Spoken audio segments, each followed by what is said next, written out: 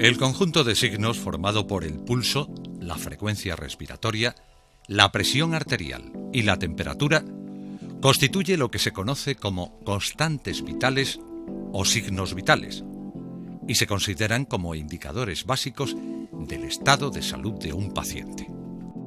Este vídeo sobre la temperatura forma parte de una serie sobre las constantes vitales. En el vídeo se mostrará el instrumental necesario y la forma correcta en que se debe determinar y registrar. Asimismo, se hará un breve repaso de su aplicación en la práctica clínica. Las constantes vitales pueden ser observadas, medidas y controladas periódicamente para evaluar la situación física de un individuo o la evolución clínica de un paciente. Los rangos normales de medidas de los signos vitales cambian según la edad y la condición física. El examen de los signos vitales es de capital importancia al comienzo de toda exploración física, pues aporta información fundamental sobre la situación general de los pacientes.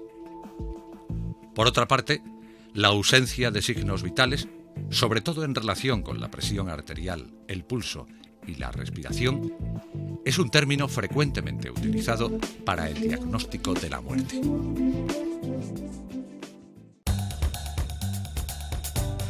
La temperatura es una magnitud referida a las nociones generales de frío o calor que puede ser medida con un termómetro.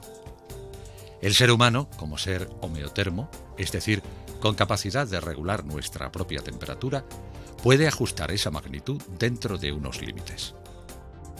La temperatura normal del cuerpo de una persona varía dependiendo de su sexo, edad, su actividad física reciente, el consumo de alimentos y líquidos, la hora del día.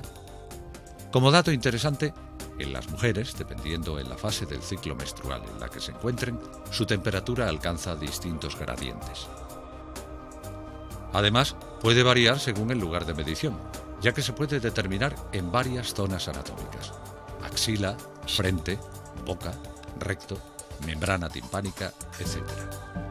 Las tres últimas son las que nos dan una idea más precisa de la temperatura real del organismo, ya que el termómetro se aloja en una de sus cavidades: temperatura interna frente a la temperatura externa, como la axilar o la de la frente.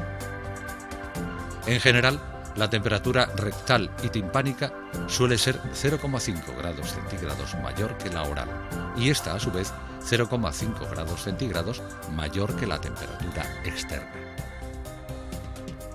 Tradicionalmente se considera que la temperatura corporal normal, tomada oralmente, oscila entre 36,5 grados centígrados y 37,5 grados centígrados en el adulto saludable. Ajustando el valor promedio viene a ser 37 grados centígrados. Se presentan las dos modalidades de termómetros de mayor uso actualmente: el termómetro digital y el de infrarrojos, y que han sustituido al termómetro de mercurio prohibido por normativa europea. Este modelo que enseñamos a continuación es el termómetro digital, que sirve para medir la temperatura bucal, axilar o rectal. Es el que comúnmente se usa en la práctica clínica y su graduación depende de la empresa que lo fabrique, aunque generalmente un termómetro clínico se encuentra calibrado entre los 32 grados centígrados y los 42,9 grados centígrados, con una escala de 0,1 grados centígrados. Generalmente disponen de una función de memoria donde se almacenan las últimas mediciones realizadas. Este termómetro mide la temperatura a través del conducto auditivo en el tímpano o, como el caso que se muestra, directamente en la frente del paciente. Su uso es frecuente en pediatría. En el caso del timpánico, es necesario el uso de conos desechables para evitar propagar infecciones de oído. Presentan una fiabilidad alta en la práctica clínica. A continuación se procede a la toma correcta de temperatura axilar con termómetro digital, colocando el termómetro de modo que el bulbo quede en el centro de la axila. Tras esto, se indicará al paciente que aproxime el brazo al tronco y que cruce el antebrazo sobre el tórax, evitando así la movilización y/o caída del termómetro. Retiraremos el termómetro cuando suene el aviso de tiempo incorporado en el mismo. Los errores más frecuentes que se pueden cometer en este procedimiento son coger el termómetro por el bulbo sensible, no mantenerlo fijo en el lugar de medición al no mantener la postura del brazo, ya que la desviación de la posición del termómetro también desvía la medida realizada. Se muestra la toma de temperatura mediante el empleo de un termómetro por infrarrojos a unos 5 centímetros de la parte central de la frente del paciente donde se emiten los infrarrojos. El error más común en este caso sería realizar la toma demasiado cerca de la piel o no mantener fijo el aparato mientras se realiza la medición. Una vez tomada la temperatura, hay que registrarla en la gráfica clínica con color rojo. Al registrar la temperatura, se está elaborando la curva térmica, o sea, el trazado gráfico de las variaciones de la temperatura en el curso de la enfermedad.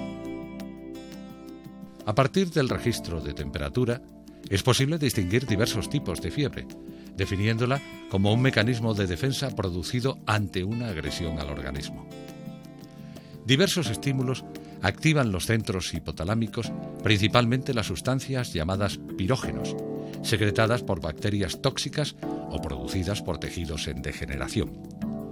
Se cree que estimulan la liberación de una segunda sustancia, pirógeno endógeno, por los leucocitos que han llegado al área enferma, la cual actúa sobre los centros termorreguladores.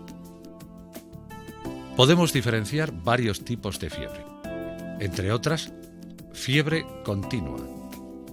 La temperatura se mantiene elevada continuamente y a pesar de tomar antitérmicos, esta no oscila más de 1 grado centígrado. Fiebre remitente. La temperatura oscila 1 o 2 grados con tratamiento, pero no vuelve a la normalidad. Fiebre intermitente. La temperatura oscila en picos, pero entre ellos es normal, como en el paludismo. Fiebre recurrente, caracterizada por periodos de fiebre alternantes con periodos afebriles. Fiebre ondulante. La temperatura tiende a aumentar en escalera hasta los 40 grados centígrados. Alcanza una meseta durante unos días y vuelve a bajar en escalera.